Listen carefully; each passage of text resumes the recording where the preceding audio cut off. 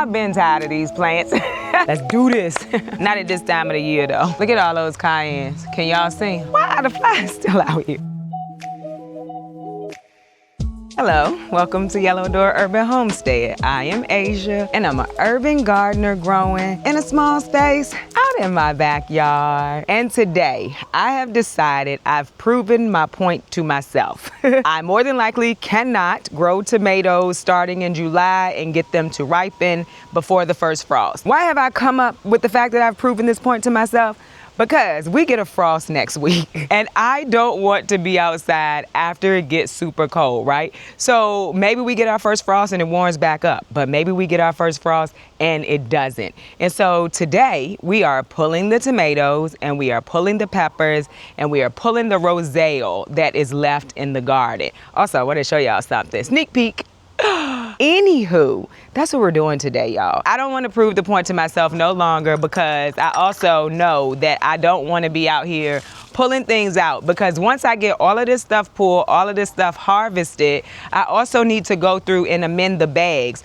Pretty much everything we're pulling except for the roselle is in bags. I want to amend my bags before spring gets here. The bags that I plan to plant an early spring harvest in, I want them to already be amended, and I want the nutrients to already have broken down from whatever fertilizer I put in it. More than likely, I'm putting a granulated fertilizer in it and meal grinds. That's what I have right now. Oh, I may also go ahead and add some worm castings, so we're good on that. Today though, the only thing we're gonna do is get to pulling and harvesting what we have. So we're harvesting all of these tomatoes, which by the way, they have started to blush, right?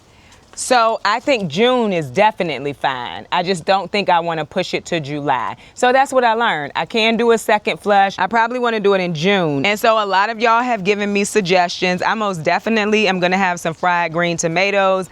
I think people said like green salsa. We don't eat a lot of salsa, but I'm willing to try it to see if I like that. So some of them I might use for salsa. Somebody said, I think chow chow. Never had that either. So we'll try that as well. I'm thinking of doing a video inside with these things, preserving all of that. People have been asking, so I'm willing to show it. I don't do a lot of elaborate things though, just so y'all know. We are also gonna get all of these peppers out. We're gonna harvest what we can. These peppers here, the peppers over there, and the peppers down here. So once we finish with this, like, I guess, series of videos, we will be done with having summer and fall, and the garden will simply be fall. Oh, also, the roselle never bounced back and it actually started to look worse, y'all. So it's a possibility that I need to make sure I get the roselle out a little bit earlier too. It just it started looking even worse.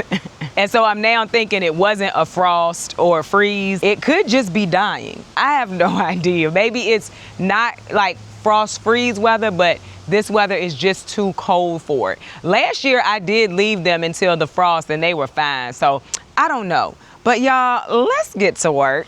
I also still need to finish the compost. I decided I'm going to bag it up, and as much as I can, I'm gonna bag it up so that I don't have to worry about getting behind the greenhouse. It is very windy today. I am hopeful that it's not coming through. That's why I put the mic under my shirt today and I use the magnet, because it's very windy. It was also very cold earlier today, but it's nice, but just super windy. Anyway, let's get to work, y'all. So we're gonna start by pulling the tomatoes. While I work though, I want to talk about the sponsor of today's video, Midi Health. It's no surprise to you if you are not new to this channel or if you've been around for a while that I am steadily working on and focusing on my health. And so I'm excited today to have Midi Health as the sponsor of this video, and I wanna thank you, Midi Health, for sponsoring this video. Midi Health is a virtual care clinic that's on a mission to bring compassionate, high-quality health care to women in all stages of life. Midi offers visits for menopause, perimenopause, weight, longevity, and more. Midi recently expanded to now include longevity care for women of all ages who want to manage stress,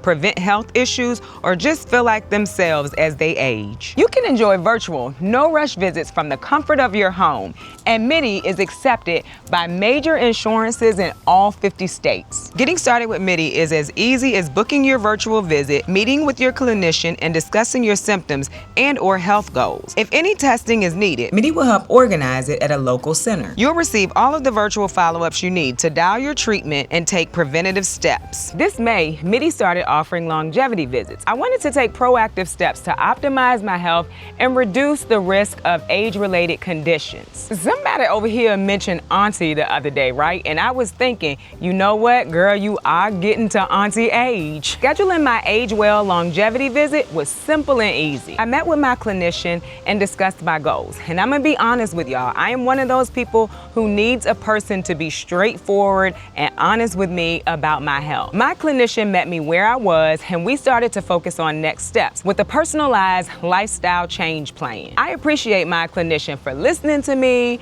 for being completely honest with me, and coming up with a suggested plan. I'm honestly looking forward to my follow-up visit, where I hope that I have put her entire plan to work to help me with my lifestyle change goals for my health. And those goals are eating healthier and quitting bad habits for good, y'all.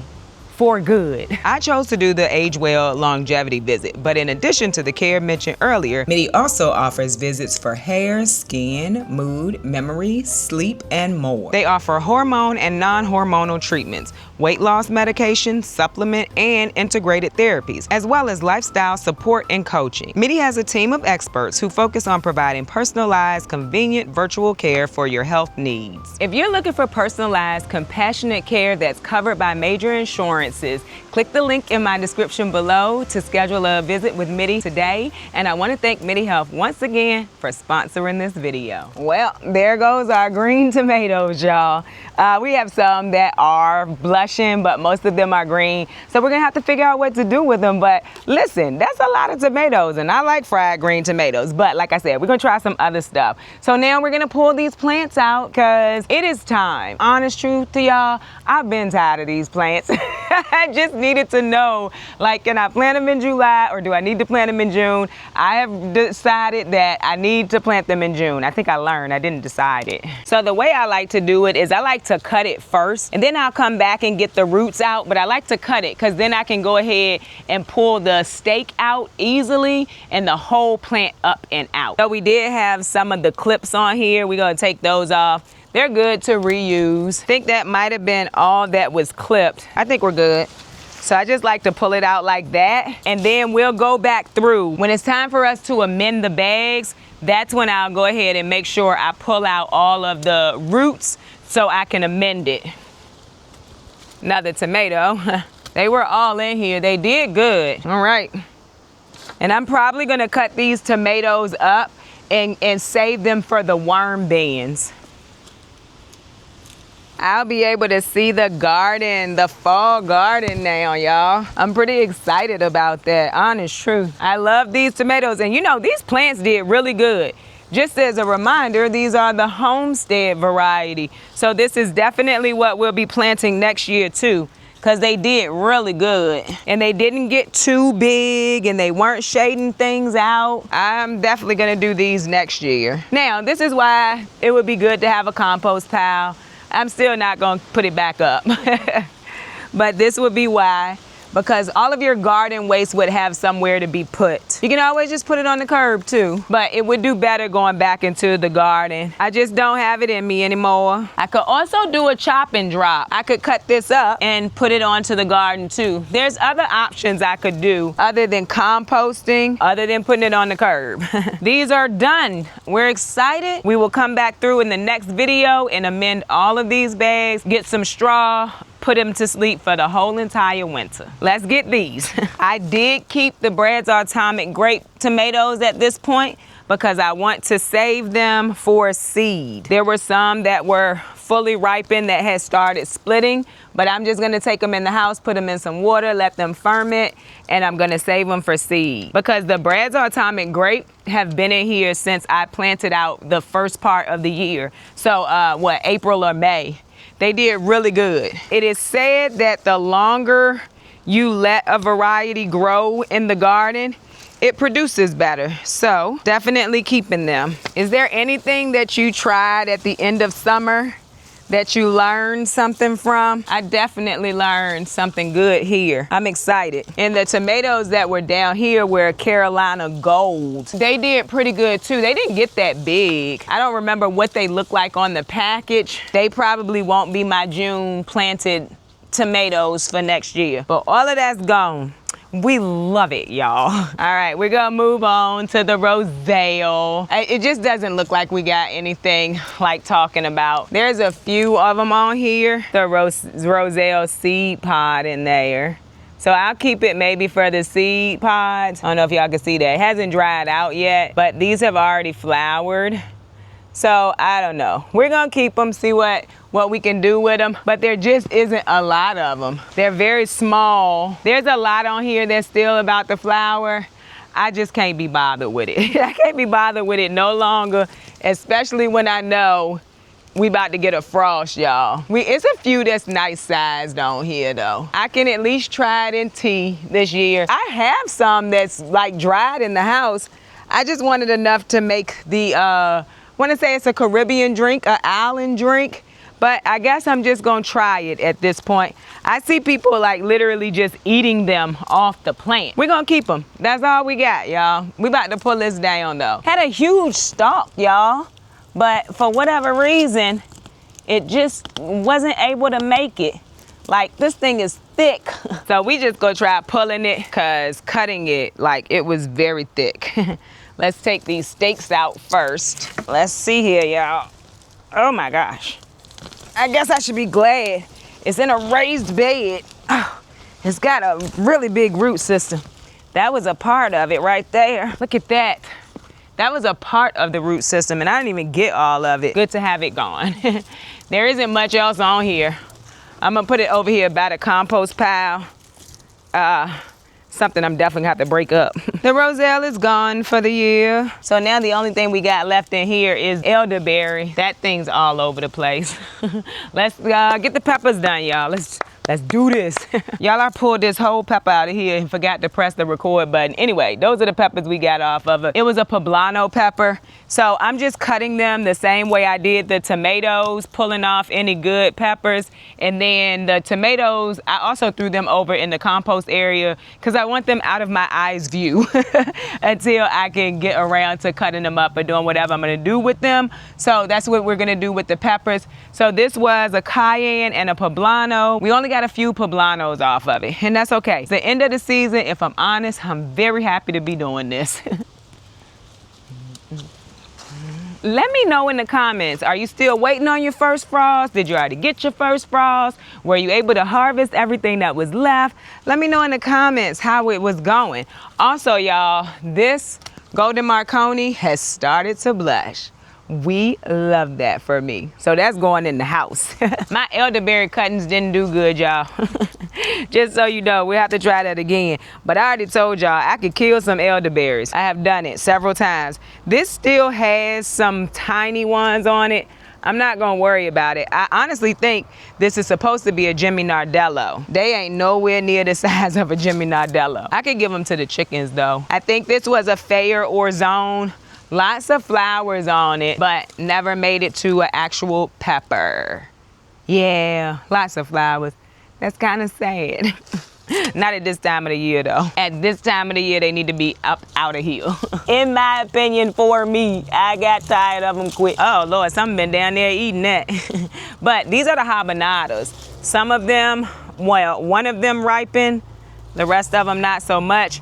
But I'm more than likely gonna make like a seasoning out of these. So I honestly don't care if they ripened or not, as long as they're a nice size that I don't have to fight with them. But look, something was killing them down here, but that was my fault because I also won't paying attention to them. We did get a few out of there though.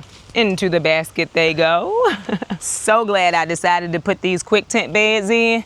So much more space to get in front of the plants. So I'm not doing a whole bunch of reaching. This was a cayenne, has a few red cayennes on it. They were all very small too, y'all see that?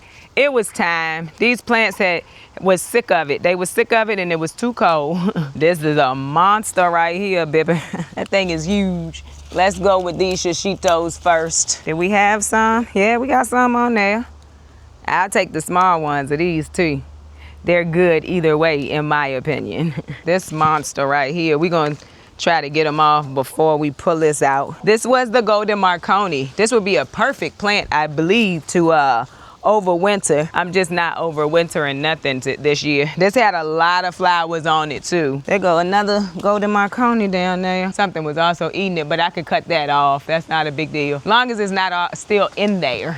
If it's still in there, we're gonna get rid of it. Yeah, this plant had like a really thick stalk too. Yeah, been a perfect one for overwintering. Look how thick the stalk was on it. Yeah, we're not keeping it. This was another poblano. It gave us a lot of poblanos this year. This was one of the better plants. This was like a tree, y'all. Look at this thing. That thing was huge. That's cool to me. It's cool to me. Some more shishitos. These were being ravaged by a hornworm though. I doubt there's much down here. Oh no, there's a few small ones on this one. Nice. And they just coming off so easy. Last one right here is jalapeno. Got a few small ones on it. I think that's it.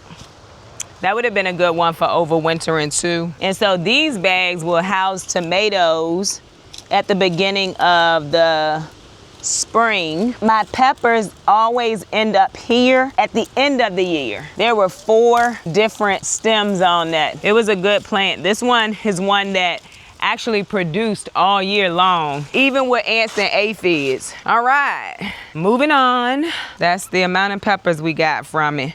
Most of them not actually ripened. All right, let's go ahead and get these. Probably gonna put y'all in speed up mode since we've done this a few times already today. And I'll show you what we got in the end.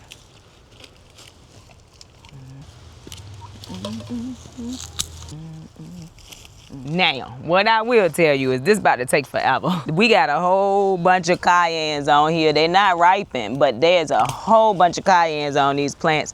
Been on here for a while too. Like, look at all those cayennes. Can y'all see? A lot of them are green, but this bet to take some time. OMG. Well, there goes our harvest of peppers. Those are all the peppers and all the tomatoes. That's everything, y'all. I'm super excited about this. We got the flies still out here. Why are the flies still out here? Anyway, we got some red ones, but we're gonna take them in the house, figure out what we're gonna do with them. Hey y'all, so it's the next day.